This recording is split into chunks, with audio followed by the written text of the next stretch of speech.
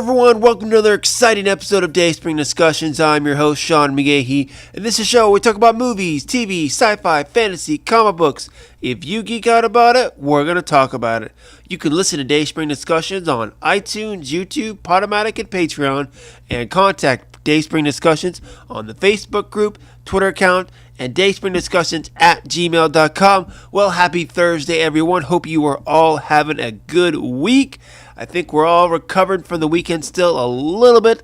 Avengers Endgame came out, of course, breaking box office records. And, of course, big episode of Game of Thrones on Sunday night as well. I haven't really talked about it too much. I might share my thoughts here in a little bit. But I got a lot of other stuff to get to, guys. So I'm going to go right into it. It's Thursday morning. So some stories that might happen haven't broke yet. I usually wait maybe a couple hours and then see if anything big breaks, but I gotta go to work today, so I'm doing the show in the morning.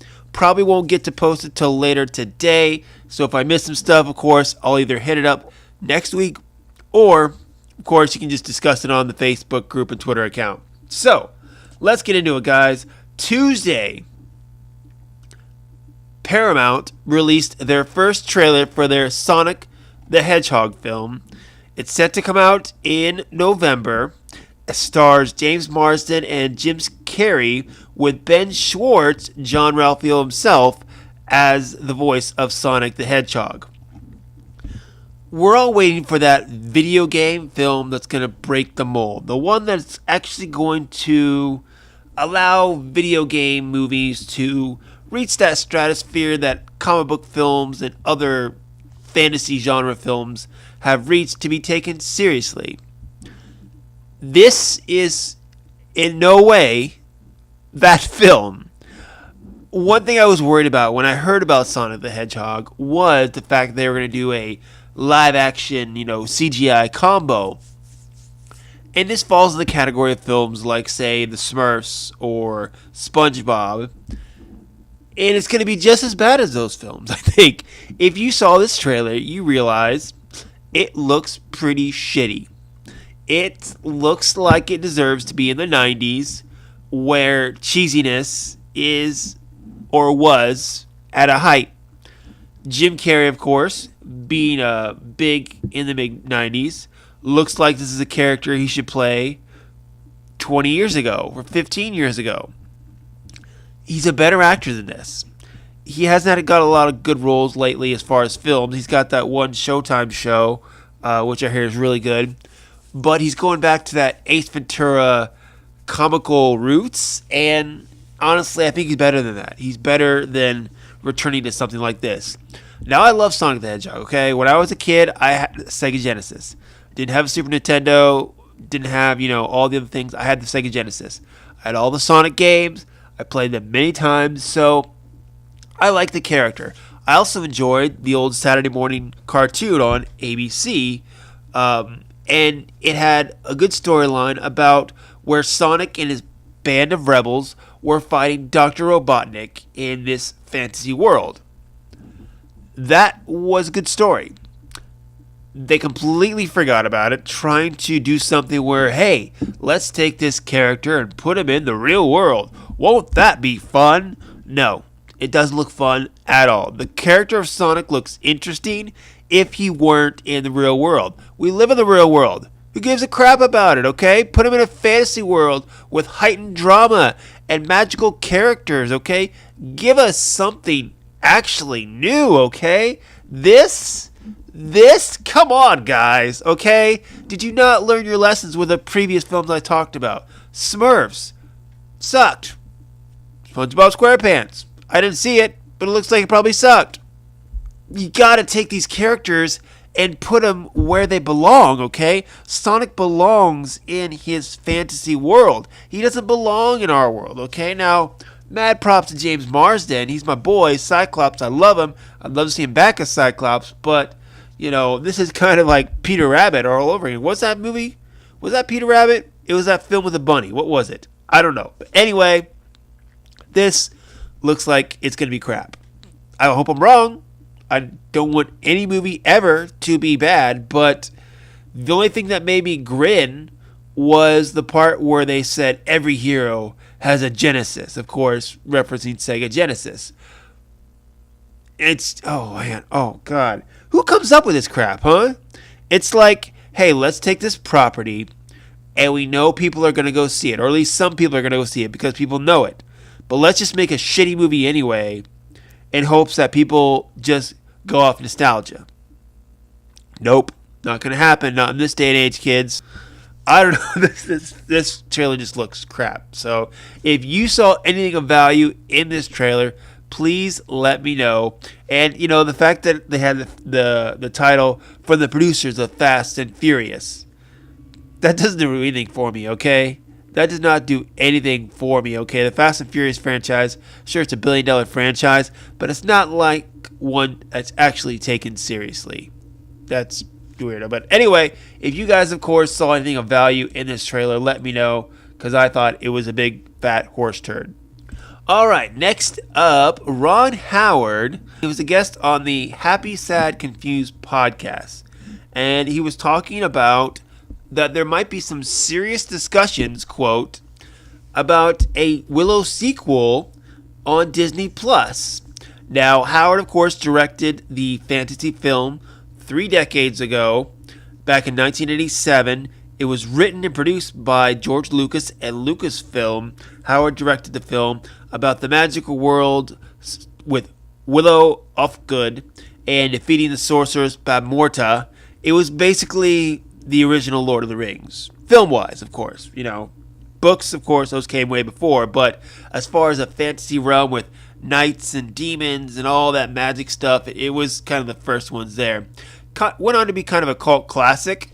In my eyes, it's awesome. I showed it to Lisa, my wife, years ago, and she's like, what the hell is this? And I'm like, it's fucking Willow, yo. But, you know, I grew up on it. It was, you know, just a good fun. And honestly, the thing that really makes this film is Val Kilmer as Mad Mardigan. He's this awesome hero knight, but he's hilarious to boot. And it's just a really good, fun, cheesy film. Now, way back when, George Lucas and former X-Men writer Chris Claremont actually created a trilogy of novels set in the world of Willow. In 1995, Shadow Moon kicked off the Chronicles of Shadow War trilogy. And in that story, the focus really was on Willow. It was actually on Laura Dannon, who was the baby in the film. And she was a young girl who Willow had protected. Now, we don't think, of course, they're going to use any of that material moving forward with a possible sequel. They might, you know, it might be kind of one of those things like the Star Wars universe where they're allowed to cherry pick from the expanded universe, even though it doesn't really count as history anymore. Anyway, nothing's certain. This is just, you know, kind of Ron Howard talking. I'm sure they were talking about his filmography and talking about Willow, and he mentioned something along those lines. But I would totally be up for this, okay? I mean, again, I love Willow. I think it's a fun, cheesy fantasy film. And in an age where fantasy films and sci-fi films are, you know, becoming more prevalent, I think it'd be cool. Put it on Disney Plus. The only thing I say is with, you know, fantasy films like this is if you put them on a streaming service or put them on TV or something like that, you got to make sure you have the budget, okay? You got to make sure that you have enough money to do the practical effects or CGI or whatever correctly so that it looks good. Game of Thrones looks really great, which, you know, yes, it's got great characters and great story, but it's also, you know, it has the budget to do things right and to make them look good. The Battle of Winterfell, of course, how much money they spent on it, how much time they spent on it, and it looks great. Aside from the darkness, of course, I totally get people's complaints about that, but just to go off topic just a little bit, guys, it's, you know, in the dark, okay? We're not supposed to see anything to begin with. I get it. You get those little grains of darkness. Whatever, okay? Jesus Christ, it's pitch dark, okay? I saw what the director and the producers wanted me to see when they wanted me to see it. You know, nobody died, okay, except for the Dothraki, but it was supposed to go that way, which is really cool. But, okay, back on topic. Willow, Disney Plus, sounds awesome.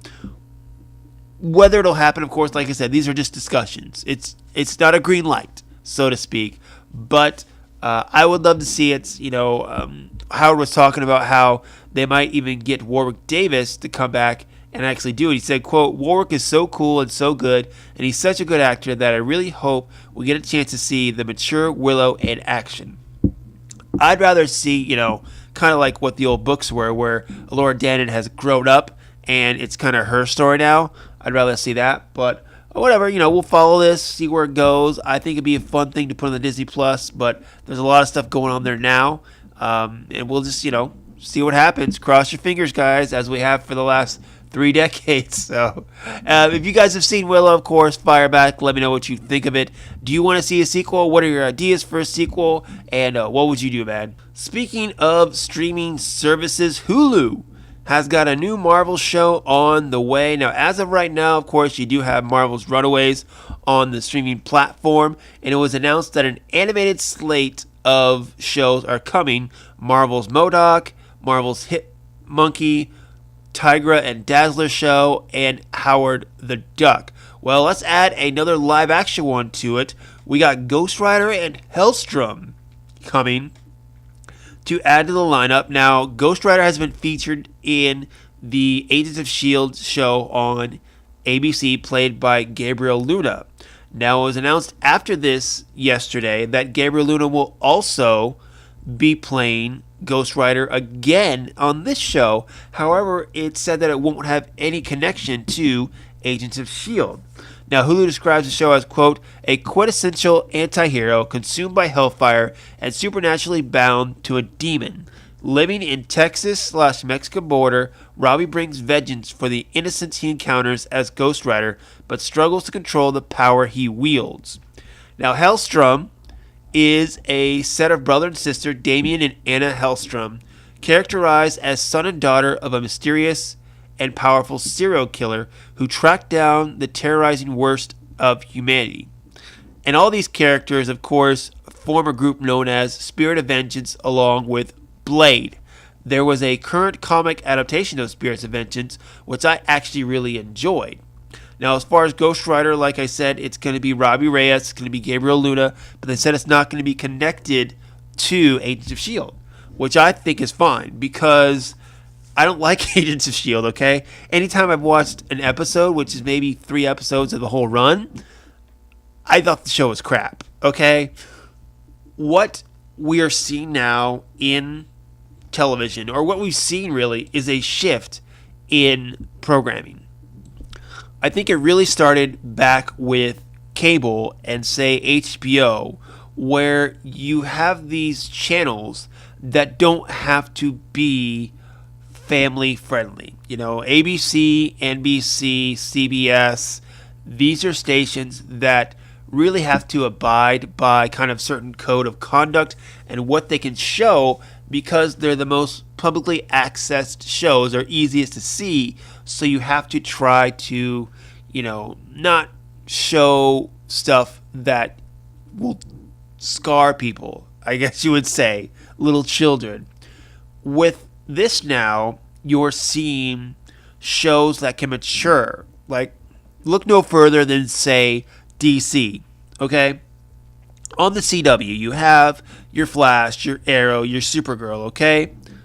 Shows that, have great characters, but are cheesy to boot. Why? Because they have to follow, that kind of little guideline where they can't be too dark and menacing to where a 6-year-old can walk in the room and be frightened by it. Whereas you go to, say, the DC streaming service, and you have shows like Titans and Doom Patrol that, in my opinion, are probably too bloody. Too violent. Really, it's just they're trying to go over the top. But they're allowed, I think, a little more freedom in their creativity. You have superheroes, okay? Let's take, just say, Batman and Robin, for instance, okay? These guys beat people up for a living, okay? They beat people. It's bloody. It's violent. Bad words are going to be said, okay? That's just how it is in a real world scenario. So having the creative freedom to make it seem more real, make the characters seem more real, gives you better television, gives you better programming, in my opinion. And that's why having something like this, Ghost Rider, a spirit of vengeance, okay? This guy, takes souls. He doesn't just, beat people up, tie them up, and give them the police, okay? He'll rip out your soul, and you gotta have the freedom to do the character right, to get the most out of it and make him the most interesting. And the streaming platform, I think, is a great way to do it. Very curious how they're going to proceed with Hulu as far as Disney, since they own 60%. I think these are kind of steps in the right direction, or steps that we can see.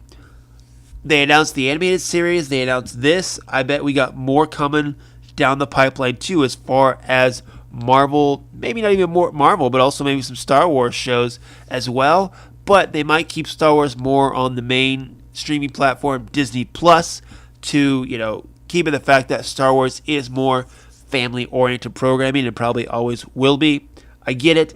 The Mandalorian, though, has a little edge to it, which I'm looking forward to on that too.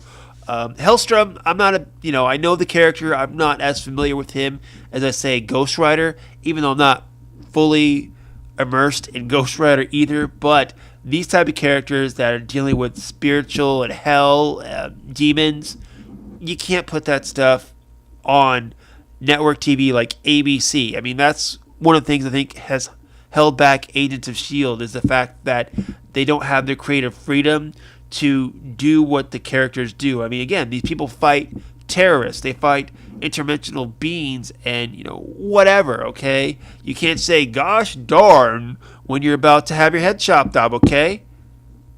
Bad words are saying. That's real life. Just how it is. But anyway, Ghost Rider, Hellstrom, another step in building a bigger Marvel universe, adding more characters. Of course, excited to see what they do with it.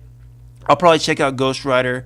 Hellstrom I'll check out. I don't think I'll probably stick with it, though, just because I'm not that familiar with the character, not a big fan of the character. Kind of right now with Doom Patrol, okay?